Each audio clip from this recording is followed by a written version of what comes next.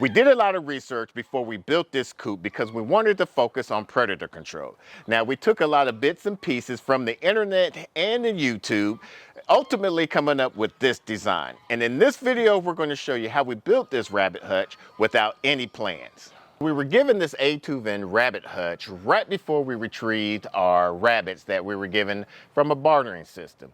Now, like I said in that video, this is a great rabbit hutch for somebody out in the suburban area. However, we're probably also going to be using this when we wean some of the baby rabbits from the mothers. Now, we had to hurry up and build our rabbit hutch because in that video, we've talked about how some dogs attacked this rabbit hutch and let loose one of our rabbits. So we had to hurry up and go to the big box store, grab some lumber. Once we grabbed the lumber, we had to figure out what was a perfect spacing for 5 rabbits.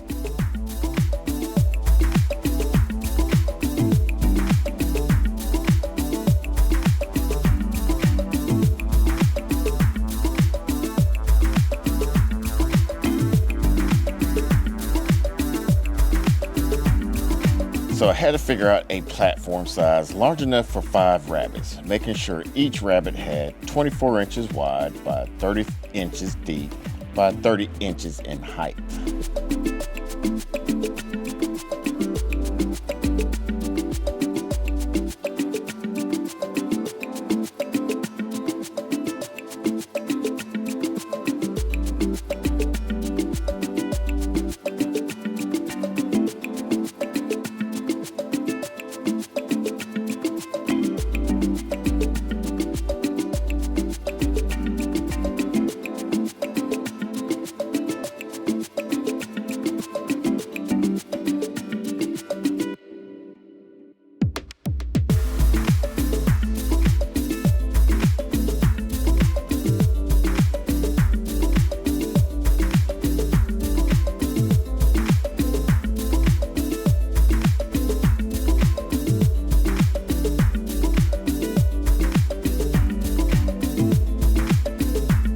Now with the legs, I had to do a spacer to make sure they were all even.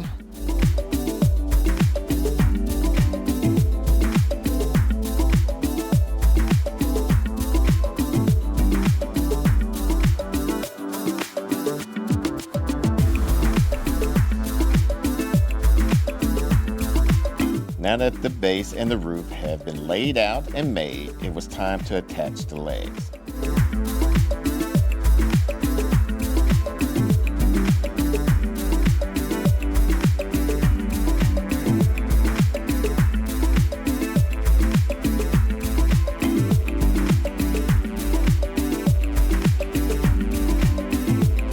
After the legs were installed, now it was time to install the roof.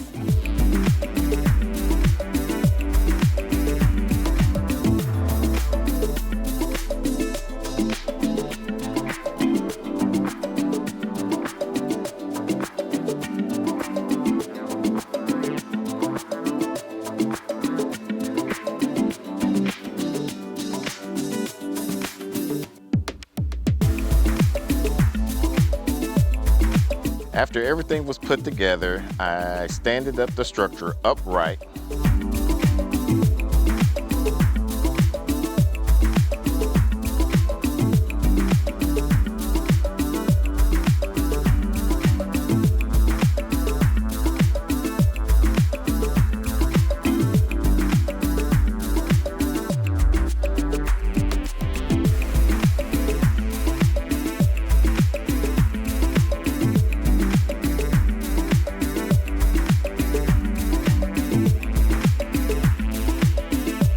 Now with the flooring, I used a 1/2 inch by 1 inch hardware cloth, and I couldn't find a one long enough, or wide enough I should say, to run it the length of it, so I had to do each one individually. Now this one, doing that by mistake, it kind of could be a benefit for us, because if I have to replace either one of these, I can just take out the dividers, replace the hardware cloth flooring, and put it back on, and then put the dividers back up.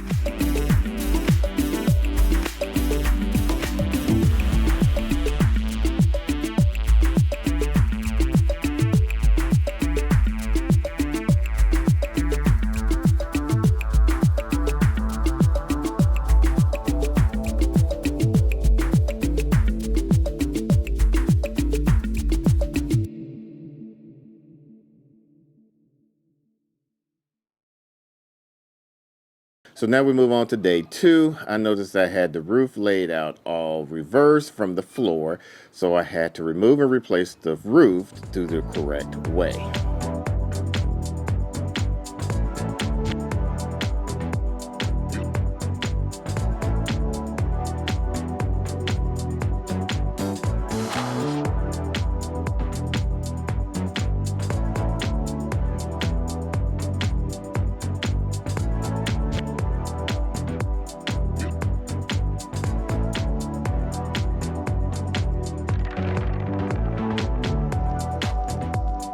After that was corrected, I started the frame of the dividers for each rabbit.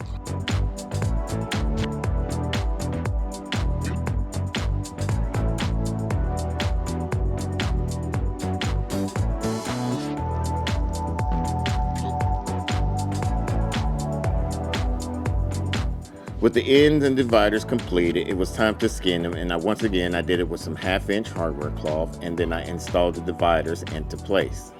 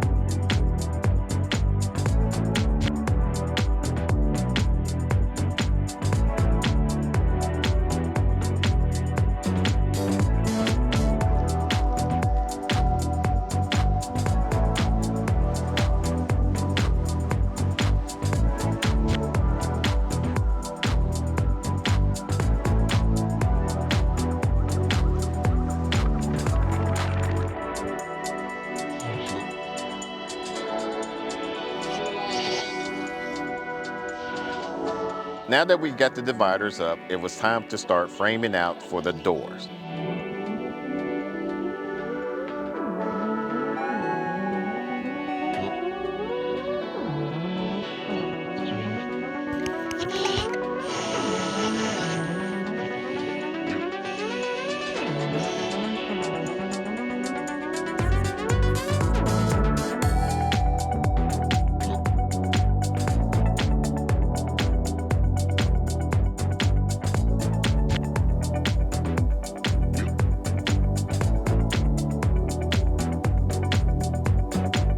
Once the framing was completed, it was time to move towards the back end and attach the same hardware cloth.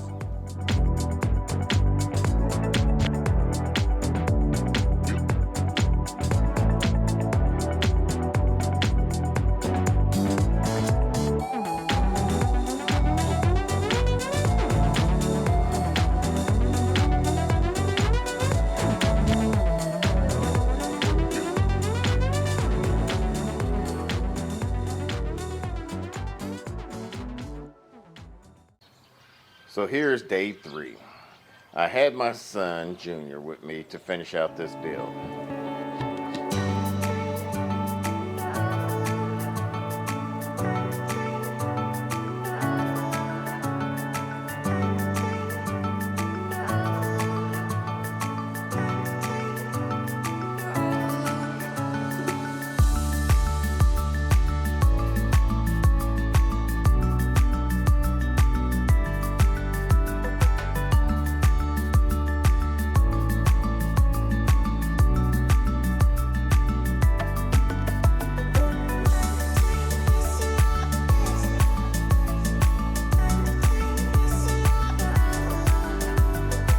Now, while I had Junior, I had him to install and trim the hardware cloth on the doors.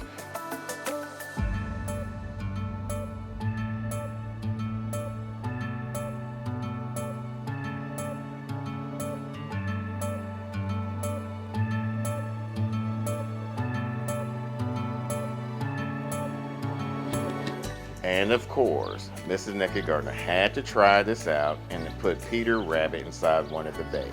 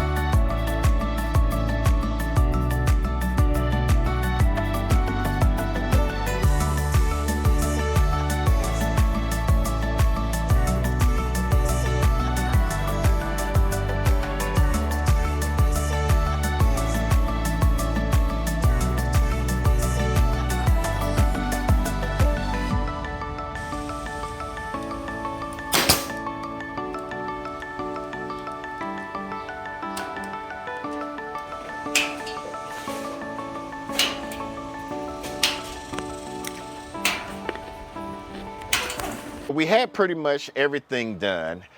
We eventually later on attached this roofing to it, and it turned out to be a very key element with this, because a lot of their food, when we're going through the rainy season, a lot of their pellets was getting watered and saturated and just wasn't doing too good. When designing this, I made sure that we were able to start collecting some of the rabbit poop, because I saw lots of people, they would just have like a metal pan or whatever like that, and it would keep some of that urine from the rabbit. So I basically took the concrete mixer, took the measurements from that, so that way I have enough clearance from right here. And that way it's easy to take out. We could collect the poop. We could either put the rabbit poop in a 5-gallon bucket directly into our garden, or we can even carry this out and give it to the chickens. And then also I made it the height to about where it's comfortable for me or Mrs. Nakid Gardener could reach in here, where we're not either on our tippy toes or bending over and breaking our backs. Now, during the winter months, and especially during the Arctic blast, what we've done is we added some plexiglass on each end of the rabbit hutches, because poor old Peter Rabbit was getting a lot of those south and northeast winds onto him and was messing up his food. So we felt that this was something that we can do temporarily, so that we can still get some daylight and be protected from the weather. And we plan on removing that as it gets warmer. Yeah, probably around the springtime, when we get out of the rainy season, we'll be able to take this off with just some easy screws. So now let's talk about some of the things I would have changed if I had to do this all over again. One thing is, on the ends of each of the rabbit hutches, the bucks here have their concrete bins or their poop bins where you can't really pull it out. You have to move out. One of the middle section here is just to pull out the poop, to collect the poop. So I think I would have possibly reversed this leg to go on this side, so it'd be easier to move. Another thing I would have done differently is installing the hardware cloth before I installed the legs, because after everything was all intact, it was hard to get in between, especially on the poop trays, to get in between there to attach the hardware cloth to the frame. Another thing I would do is, right now I have the frames connected to the hardware cloth, and as you can see, they're chewing off right here. Luckily it's pine, and pine is something that they use as a natural dewormer. However, I think I probably would have just put a full sheet of plywood, so that way they wouldn't be able to chew on that. Because now I'm going to have to possibly replace this later on, or I could possibly even just flip it around. So, are we able to cover it with like metal hinges? I think it'll be fine for right now. There's something that we just have to do in the time being. If we build another one of these, especially with the grow out kits, do something different of that way. Another thing I would like to change about this is the feeder and the watering system. The feeder hasn't been too much of an issue. I like the fact that we can just feed it from, refill their feeder trays from the outside. However, with the watering, once you open up the door, sometimes it gets squished in here and leaks and whatnot. I would like to eventually put like some water catchment system and have it to where it's a gravity feed watering system. If y'all have a good hay feeder watering system, comment down below. Let us know, what do you suggest? Because as you can see, our girls are just chewing this up like crazy. And we had a metal one before, and they just ripped that up. Oh yeah, I forgot about that one. That's our second. Yeah, so now it's just trying to find some way to put hay in there, and as you can see, once they get too much hay, they just empties out in there. On day 3, when Junior was out here helping me, it was funny because I thought he knew how to read a tape measure. So I wish I would have more time with him so I can show him how to actually read a tape measure. Oh, really? Huh?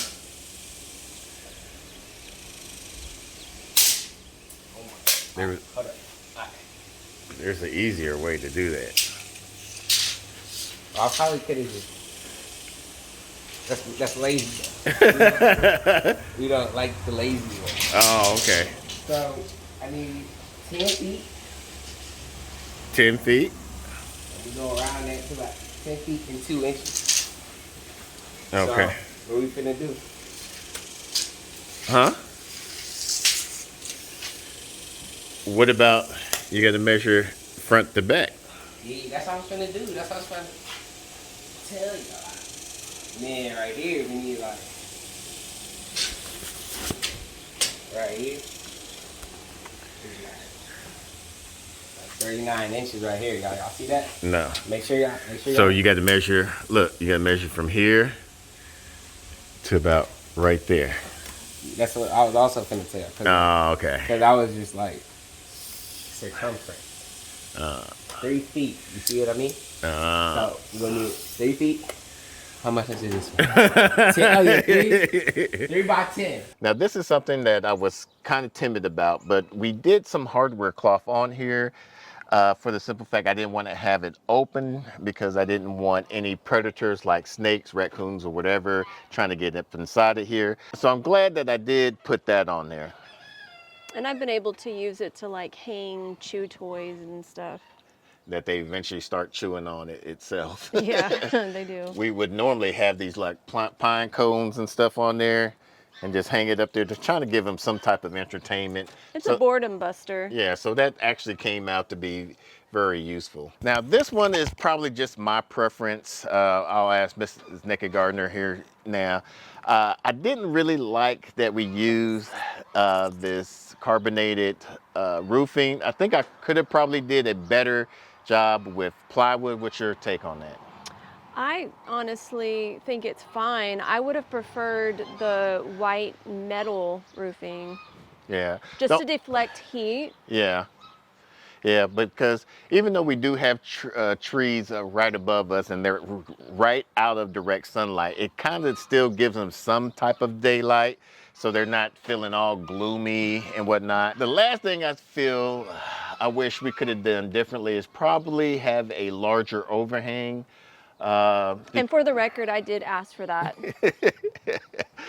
Yes, she did. However, I didn't want to keep on buying a lot of these plastic roofing panels because those are kind of expensive. So I tried to do it where I could cut it in half and let that be. But, you know, I think it still works out. And that way, if I would have went with the plywood, I can actually did it a little bit longer, but it is what it is. So this is a build that you can do over a weekend, especially if you have some help. Now, the dogs attacking our rabbit hutch was a vicious attack and we lost one rabbit. If you want to see that video, we'll put that video off to the side and also down in the description below. Until the next video, let's grow together.